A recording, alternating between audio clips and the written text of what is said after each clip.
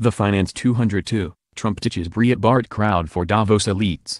About this time last year, Breitbart News eulogized the World Economic Forum. The annual gathering of global elites in Davos, Switzerland would be a somber occasion, the far-right outlet wrote, because their influence on the global stage is waning rapidly in the wake of Brexit and Donald Trump's election victory.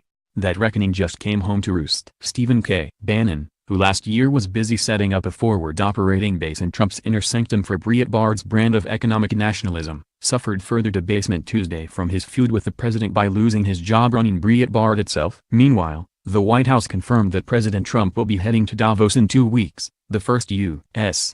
president to attend the conference since Bill Clinton. And if the thought of Trump rubbing shoulders with world leaders, financial giants and media mandarins in the literally rarefied air of the Swiss Alps wasn't enough to turn the stomachs of the MAGA crowd, the White House offered them another emetic on Tuesday.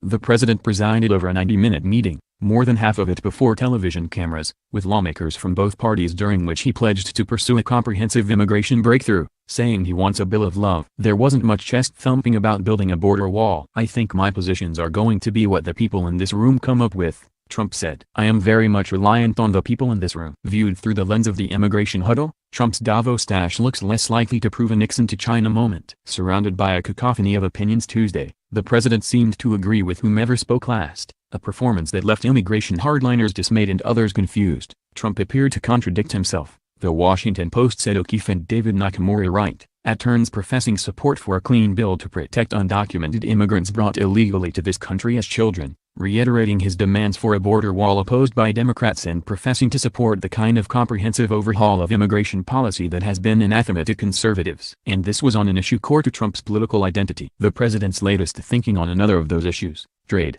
will be top of mind for his fellow conferees in Davos. Trump is primed to make calls on several matters critical to international commerce, including whether to withdraw from the North American Free Trade Agreement, whether to slap tariffs on imports of aluminum and steel, and how to approach a brewing conflict over trade with China.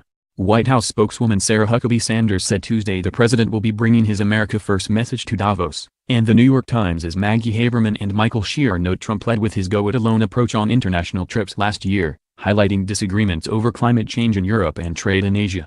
Another telling detail will be which administration officials also make the trip. Treasury Secretary Steven Mnuchin and National Economic Council Director Gary Cohn, avowed globalists and Breitbart boogeymen both, have been seeking to contain the president's protectionist instincts. And both are odds-on to summit in Davos.